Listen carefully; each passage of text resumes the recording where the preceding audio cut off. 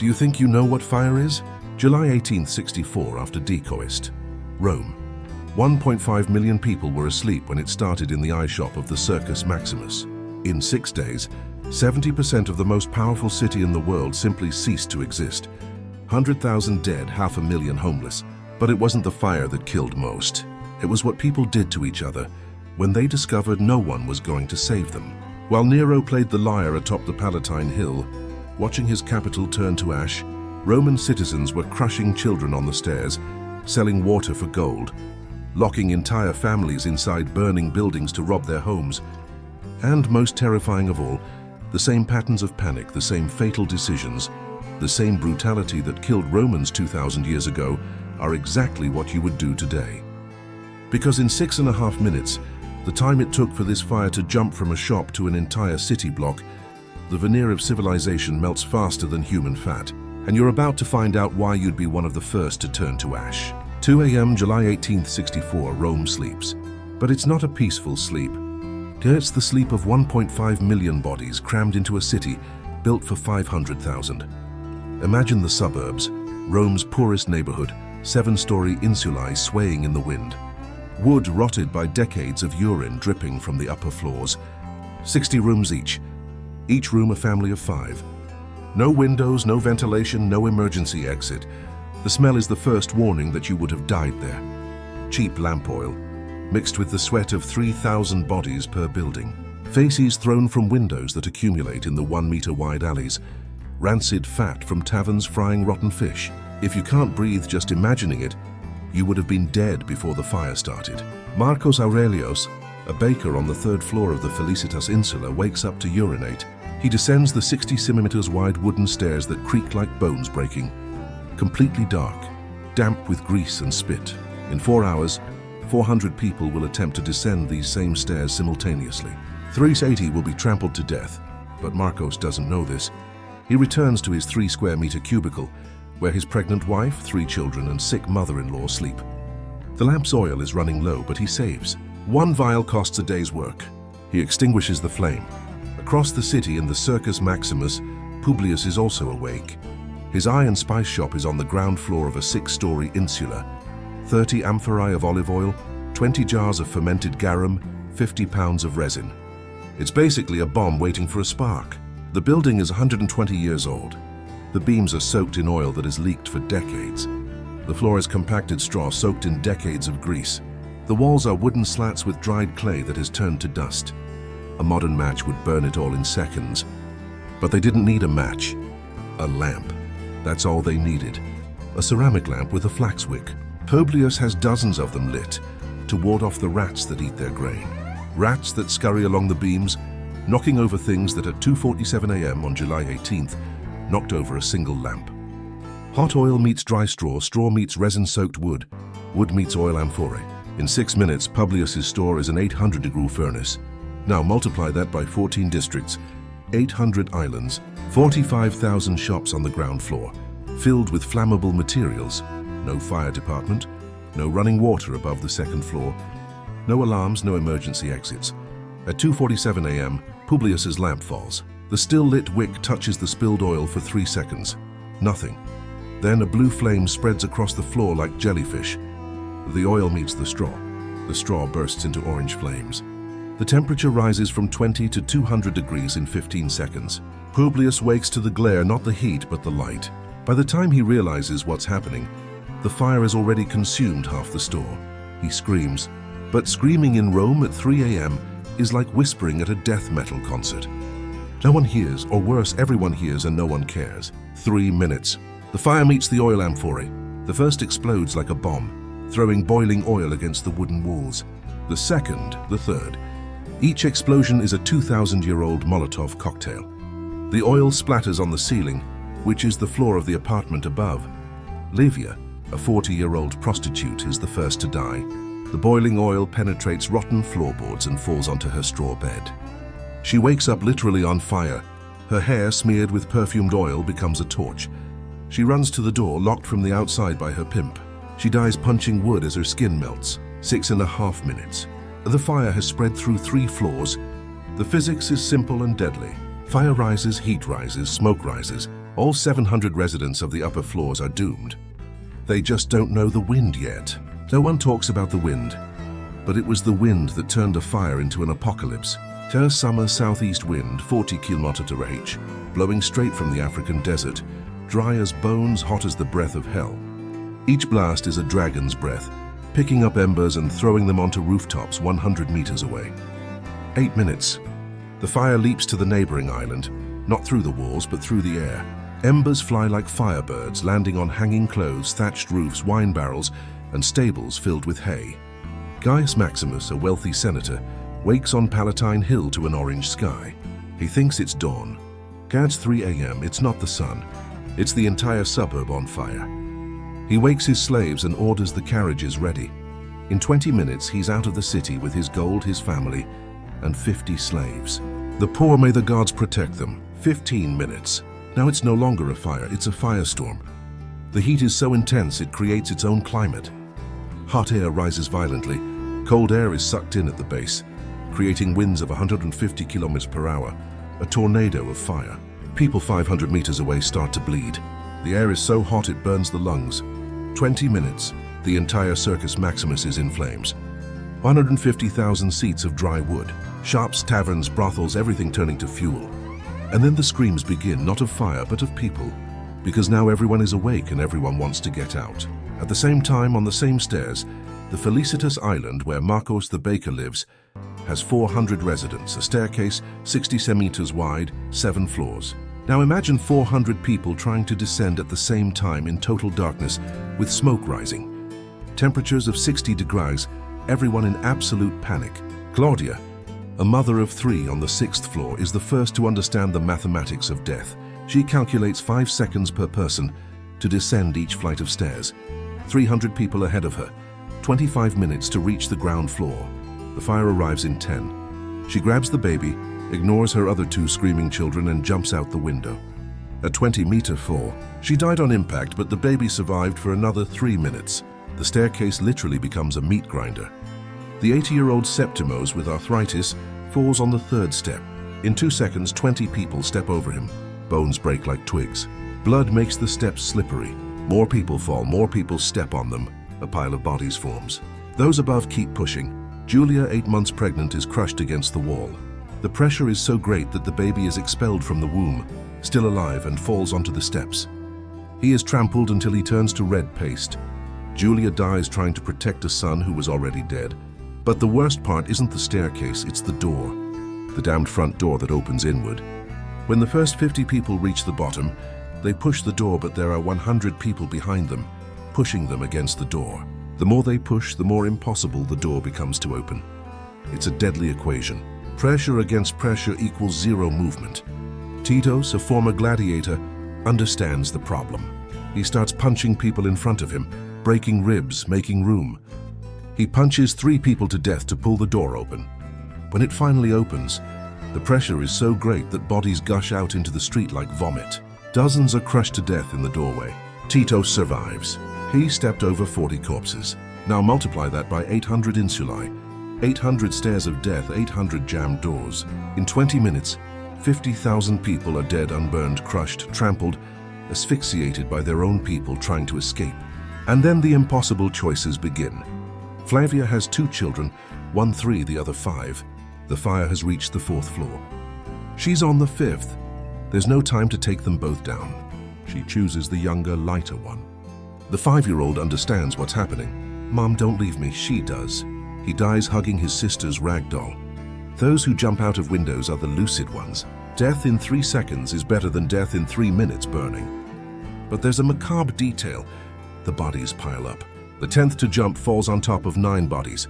He survives with broken legs. He drags himself 2 meters. He is trampled by those who continue jumping. Morning of the 19th. The sun rises, but no one sees it. The smoke is so thick that Rome is in perpetual night. And now the second apocalypse begins, the economic one. Because those who survived the first night discover that escaping the fire was only the beginning. Marcos the baker managed to get out with his family. A miracle, but now they are on the streets with 100,000 other homeless people, without food, without water, without anything. And that's when humanity shows its true face. Gaius Antonius, owner of 3 wells on the Campus Martius, immediately seized the opportunity. Water that was free yesterday now costs a silver denarius per bucket. He has no money. He has a beautiful daughter, 3 buckets for a night with her. He has a strong son, 20 buckets for selling him into slavery. In 6 hours, the price rises to a gold aureus, a month's wages for a bucket of water. People begin drinking their own urine, then that of others. There are reports of people cutting the veins of dead horses to drink their coagulated blood. Forget about bread. The ovens burned, the mills burned, the wheat in the warehouses turned to charcoal. A stale, moldy piece of bread the size of your fist, 5 denarii a week's wages. I saw parents exchanging wedding rings for a loaf of bread for their children. But the most sinister market emerges on the 3rd day. Children, Lucius Marcellus, a slave trader, set up a humanitarian aid station. He offers food to families with children, but with one condition. Leave the child and take the food. It's temporary, he lies. When the crisis passes, you'll take it back. 200 children sold on the first day. The parents knew they would never see their children again, but the other child, starving in front of them, made the decision. Trade one child for food to save the other. This is the mathematics of desperation. Bridges over the Tiber become extortion points. Armed gangs charge tolls to cross. No money? Women pay with their bodies, men pay with blood, literally. Half a liter is bled at a time for the wealthy wounded. Cassio, a clever merchant, has a boat. He charges 100 denarii to get a family across. The boat holds 10 people. He puts 30. In the middle of the river, it begins to sink. Throw the children to lighten the load, he shouts. 3 mothers throw their babies into the Tiber. The boat still sinks. 15 drown. Cassio survives. The next day, he's charging 200 denarii. The most grotesque part, the information market. I know where the food is hidden. It's a lie, but it costs 2 denarii to listen. I know a safe escape route. It leads straight to the fire, but you only find out too late. There's the remedy for burns. It's pork fat mixed with ash. It infects the wound. You die in 3 days of gangrene. And while Rome burns and the people are consumed, where is the emperor? High atop Palatine Hill, watching as if it were a private spectacle organized by the gods for their personal entertainment. Nero Claudius Caesar, Augustus Germanicus, 26, emperor for 10 years, stands on the terrace of his palace with a glass of 50-year-old Falerno wine. The Rome he sees burning down there is not a tragedy, it is an opportunity. Finally, he whispers to Tigellinus, his chief of the Praetorian Guard. Finally, I can build my Rome, my golden Neropolis. Reports differ. Tacitus says Nero was in Antium. He rushed back. Suetonius swears he played the lyre and sang while the city burned. Diancasis confirms the liar. Everyone agrees. Nero watched and liked what he saw. From the imperial terrace, the view is mesmerizing. A sea of fire from horizon to horizon, 30-meter flames dancing like serpents. The purple and orange sky like an eternal sunset. For someone as obsessed with art and beauty as Nero, it was the ultimate performance. He begins to sing Il Persi, the fall of Troy, his own composition, comparing Rome burning to Troy destroyed by the Greeks. The difference, Troy had a wooden horse, Rome had Nero. But here's the detail nobody tells you. Nero wasn't crazy. Worse, he was calculating. For years he wanted to rebuild Rome, demolish the poor neighborhoods, create his Domus Aurea, the Golden House, a palace the size of 200 soccer fields. But how can the demolition of 500,000 homes be justified? Fire solves the problem. There are no houses to demolish if they are already ashes. On the 3rd day, as the fire approaches the Forum, Nero finally acts, opening the imperial gardens to refugees, ordering food from the host, and reducing the price of wheat. The hero arrived, except that the fire had already done its dirty work. The neighborhoods he wanted to demolish were already charred. Witnesses report something even more sinister. As the fire began to subside, new fires erupted in strategic locations, too far from the original fire to be sparks. Men were seen throwing torches at intact buildings. When confronted, they exclaimed, "Orders from above." Petros, a baker who had lost everything, confronted one of these arsonists. "Why are you doing this?" The wine-drunk man replied, "Caesar once cleared land for his new house." Petros was killed the next day, officially trampled by the mob. Witnesses say he was stabbed by Praetorians, the most wicked. Nero composed a new song about the fire. He presented it to the court on the 6th day, while 100,000 people still wandered homeless. The chorus went, "From the ashes of the old, the new golden Rome is born." He charged admission for the performance. 3 denarii, the price of a day's food for a family. But on the third day, when the food was completely gone, when the water became legendary, when hope died, Rome discovered that human beings always have a last reserve of food. Other human beings. It began discreetly in the Trans-Tiberim neighborhood. A woman finds her husband dead from smoke. Instead of crying, she looks at her 3 skeletal children, looks at the still warm body and takes the knife. What she cuts first aren't the parts you imagine, but the cheeks, the facial fat. Easier to chew, easier to swallow, easier to pretend it's not the face of the man she slept with for 15 years. The children eat without asking where the meat came from. Hunger asks no questions. On the 4th day, the smell betrays it. It's not the smell of roasting pig nor beef. Human flesh has a sweet, cloying, unmistakable odor. Once you smell it, you never forget it. The neighbors smell it, and instead of reporting it, ask, "Is there more?" An unofficial whispered market springs up. Fresh meat sold in dark alleys. 3 gold ori per pound. No one asks what animal. Everyone knows, everyone buys, everyone eats. The alternative is death. Marcos Fief, a sugar farmer who lost everything in the fire, becomes an entrepreneur.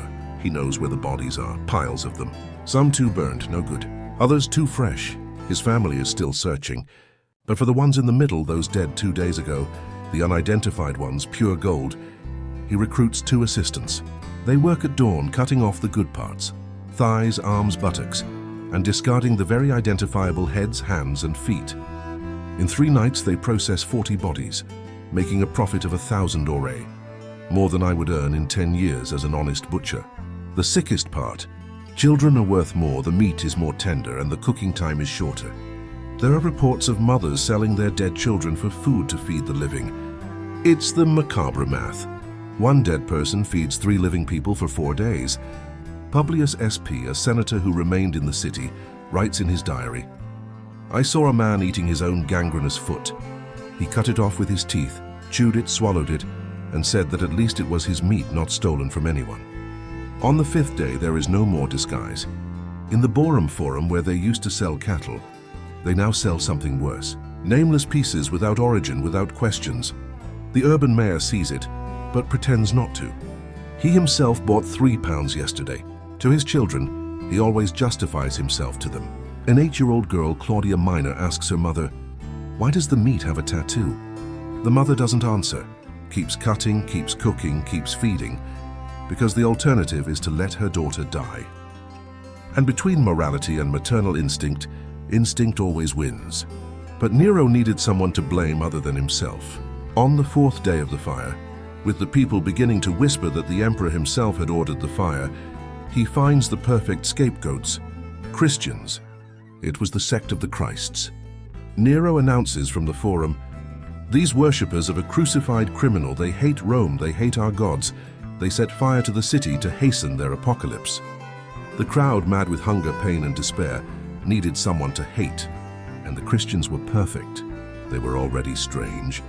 They met in secret, spoke of eating the body and drinking the blood of their god, refused to worship the emperor. Now they were arsonists too. The hunt began. Not an organized search, a mass hysteria. Neighbors denouncing neighbors. He didn't go to the temple of Jupiter last month. She whispers strange prayers. Their son draws fish in the sand. The first family captured the Flavi, father, mother, 3 children. The youngest, 7 years old. They were dragged to the Circus Maximus, or what was left of it. Nero had an artistic idea. He covered them in pitch and resin. He turned them into human torches to light his night gardens. The 7-year-old boy took longer to die. Smaller body, less tar, weaker fire. He screamed for 40 minutes, calling for his mother, who was already a coal beside him. The audience watched her eat figs. Entertainment is entertainment. In the catacombs where Christians hid, the massacre was worse. Praetorians poured oil over the entrances and set them on fire. Hundreds died of asphyxiation in the tunnels. When they finally extinguished the flames and entered, they found entire families embraced, charred in the prayer position. But the cruelest was Nero's favorite method, the leather sack. Christians were sewn inside animal skins and fed to starving dogs. The dogs, mad with hunger after days of burning, tore at the skin and flesh with equal ferocity. Women, children, and the elderly, there was no distinction. Prisca, a 50-year-old Christian midwife, was crucified upside down and set on fire. As she burned, Nero asked, "Where is your God now?" She replied, "Waiting for you at the trial." Nero had her tongue cut out. Too late. The words had already been spoken in 3 weeks. 3,000 Christians executed, men crucified, women raped to death, children thrown to lions, babies crushed against stones, all in public, all for entertainment, all to divert attention from the real culprit. The people applauded, not because they believed the Christians were guilty, but because as they watched Christians die, they forgot that they themselves were dying. It's easier to see someone else suffer than to face your own suffering. And now let's face yours. Why do you, sitting there in the comfort of the 20th century, think you would be different? That you would be heroic, that you would save people? Let me show you. For example, how would you die in Rome in the year 64? Minute 1. You wake up to the smell of smoke, pick up your cell phone to call the fire department. There are no cell phones, no firefighters. There is you, the fire, and 300 people trying to escape through the same door. You're still processing the information. You've already lost. 30 seconds. You're already dead, you just don't know it. Minute 2. You try to be civilized. Calm down, everyone. Let's get out in order. Someone elbows you in the face. Your nose breaks, blood in your eyes. You can't see, you stumble, you fall. You feel the first foot on your back, then the second, then you lose count. Minute 3, you manage to get up. Miraculously, but now you're in the middle of the hallway. Pressure from all sides. Your ribs are breaking. You literally can't breathe because your lungs can't expand. Death by chest compression. The fire hasn't even reached you yet. Minute 4. By some miracle, you're on the stairs, but there's a child lying in front of you. 3 years old, maybe 4, crying. You have 2 seconds to decide. Stop and help. They're trampled to death. You step over them. They live another 2 minutes. You step over them. Their skull makes a sound you'll never forget, except that you will because you die in 3 minutes. Minute C, the smoke has arrived. It's not like in the movies, you can't hold your breath and run. The wood smoke with oil is 300 degrees C. You take 1 breath, your lungs melt. You cough up boiling blood, fall to your knees, game over. But let's say you're the lucky one, the 1 in 1,000 who made it to the street. Now what? You don't know Rome, you don't know where to go. All the buildings look the same. All the streets lead to the fire. You run left. Dead end, turn back. The fire has already closed the passage. You see a spring, water, salvation. 50 people had the same idea. The spring has enough water for 10. You fight ex-gladiators and veteran soldiers. You die with a cracked skull and not even water would save you. Because the water is 80 degrees from the surrounding heat. Oh, you're a woman. Even worse, you managed to escape. Congratulations. Now there are 300 desperate, lawless men. Rape is the least of your problems. They'll sell you, trade you for water, use you as a human shield against the fire. Do you have a child? Impossible. Either you save yourself or you save him. There's no saving both. You carry him, die on the stairs, leave him die of guilt. Impossible choice, no. Roman choice. And you're not Roman. You're soft, modern, weak. But I'm smart. I'd think of a solution. You can't think when your skin is melting, when your eyes are boiling in their sockets, when you're vomiting your own guts from the heat. But some survived, not many. Not the heroes, the smart ones, the rich ones, the cruel ones. Let me tell you exactly who escaped and how. Lucius Crassus, banker, 60 years old, beer belly, never ran in his life. At the first light, while everyone froze in panic, he was already waking the 8 strongest slaves. Load the litter now. He didn't take any gold nor any documents, just his fat, precious life. He was carried on human shoulders over a dying city. He passed a mother begging for help to get her son trapped under a beam. He didn't stop. He saw an elderly man having a seizure. Heartbeat on the street. He dodged. A 5-year-old girl, alone, lost crying. Ordered the slaves to run faster so as not to hear her cries. She reached the port in 40 minutes, paid triple the price for a captain to set sail immediately. While Rome was still burning, he was already drinking wine in the host. He returned 2 months later. He bought 300 properties for 1/10 of their value. Today he would be a billionaire. Octavia, 23, a high-class prostitute, didn't run, she calculated. She had 3 senators as regular clients. She knew secrets. Senator Marcus liked to be whipped, dressed as a woman. Senator Quintus had an affair with his own brother-in-law. Senator Flavius embezzled money from the aqueducts. She visited all three in succession. Get me out of Rome now or your wife will find out. Blackmail, yes, it worked perfectly. She left in the urban prefect's official carriage with 5 chests of gold. Richer than many patricians. Marcus Brutus, a 50-year-old ex-legionary lame from war, didn't try. Fleeing the fire, he headed toward it. While everyone else fled, he entered the abandoned homes of the rich. He didn't steal everything, just the portable and valuables. Coins, jewelry, property documents. A thief, you'd say. He'd say a survivor. With what he stole in 6 days, he bought a farm in Gaul.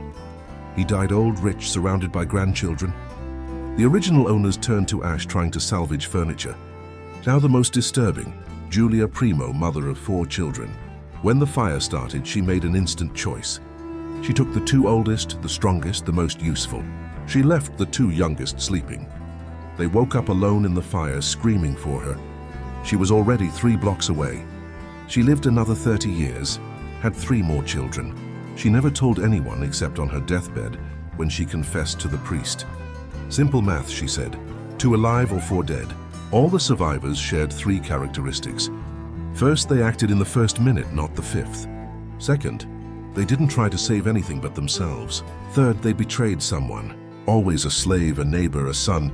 Always someone left behind so they could carry on. Heroes all dead. The centurion who returned to save a family, dead. The midwife who stopped to help a pregnant woman, dead. The priest who opened the church to refugees, killed with everyone inside when the roof collapsed. 6 days of hell, 70% of Rome destroyed. 3 of the 14 districts completely wiped off the map. 10 severely damaged. Only 1 untouched. The Esquiline, where, coincidentally, the estates of Tigellinus, head of Nero's guard, were located. And then Nero made his announcement. We will rebuild Rome, more beautiful, more magnificent, more resistant to fire. Lie, a blatant lie. Do you know what really changed? The streets became wider, not to facilitate escape, so Nero's golden dome could be seen from all angles. Buildings were limited to 20 meters in height, not for safety, so as not to cast a shadow on the new palace. Mandatory porticos, on the facades not to protect from fire, but so Nero could parade undercover when it rained. Adamassoria occupied 1/3 of Rome, 1/3 of a private palace, where 100,000 people once lived, an artificial lake where the poor neighborhoods were, gardens where markets once were, a 35-meter statue of Nero where temples once were, and the people rebuilt with wood again. 7-story insulas again, 2-foot staircases again. Did they learn anything? Nothing. 1666. London Pudding Lane, Thomas Farron's Bakery. Coal forgotten in the oven. 13,200 houses destroyed. 87 churches. St. Paul's Cathedral melted. Lead from the roof ran down the streets like rivers of liquid metal. Same mistakes. Wooden buildings stuck together. Narrow streets, no fire brigade, no evacuation plan. Samuel Pepys wrote in his diary, people looked like frightened sheep running in circles. 1600 years after Rome, the same behavior. Chicago, October 8, 1871. Senora Larry and her cow. 3 kilometers destroyed. 300 dead, 100,000 homeless. Wooden buildings? Yes. Narrow streets? Yes. Widespread panic? Yes. People jumping into the river to escape? Yes. Some boiled alive when the water heated up. Just like the Tiber in Rome, San Francisco, 1906. After the earthquake, the fire, 500 blocks, 28,000 buildings, people dynamiting buildings to create fire breaks. They only spread the fire faster. They didn't learn from Rome that fire jumps over empty spaces in strong winds. California right now, 2024. Paradise destroyed, Malibu burning every year. People rebuilding in the same fire zones, with the same flammable materials, with the same dead-end streets. But we have technology. Technology doesn't work when fire melts cell towers. 2,000 years, same mistakes, same death, same idiotic reconstruction. Why? Because humans prefer to forget rather than learn. Learning means accepting that it will happen again. Forgetting allows the illusion of safety. And you right now are living that illusion. Let's destroy it now. Grab your cell phone, activate the timer. I'm going to give you a test that could save your life. Get up now. No, when the video ends, pause and get up. The fire has started. You have 2 minutes. Apartment or house, it doesn't matter. From now on, you have 120 seconds to get out. Go, come back, lie, you didn't. You kept watching, and that's why you would die.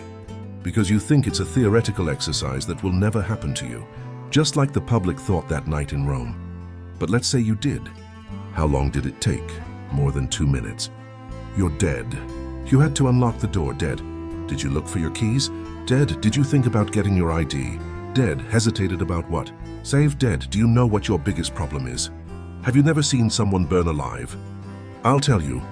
The skin bubbles first like plastic on a fire. Bubbles burst. Clear liquid oozes out. It's melting subcutaneous fat. The smell is sweet, sickly, like spoiled barbecue. Your eyes literally explode. The liquid inside boils. The pressure increases. Pop. Like grapes in the microwave. The person is still conscious when this happens. Still feels, still screams. But the sound that comes out is not human. It's a wet hiss, because the vocal cords have already melted. For that it's horrible, yes it is. And that's what happens if you don't take it seriously. If you don't train, if you keep thinking that 2 minutes is a long time. Now real instructions that will save your life. Memorize, don't write it down, memorize, because in the fire you won't have time to consult notes. First, sleep with the bedroom door closed. You can give an extra 30 minutes. Difference between living and dying. Second, crawl. Smoke rises, breathable air remains below. Third, test the door with the back of your hand. Hot, do not open. Look for another way out. Fourth, never. Never go back for anything. No stuffed child, no dog, no photo album. To return is to die. Your building has 2 emergency exits, don't you know? Then you are already dead. There is a fire extinguisher on your floor.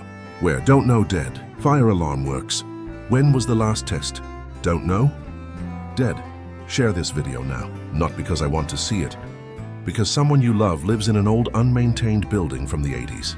This video could be the difference between burial and relief. Subscribe next week as 100,000 people died in 6 hours at the Colosseum. Spoiler, it wasn't the lions. Rome burned in 6 days. Your room burns down in 6 minutes. The only difference between you and a dead Roman. 2,000 years of technology you don't know how to use, and alarms you ignore. Nero at least watched his city burn. You will die in your sleep and you won't even see it.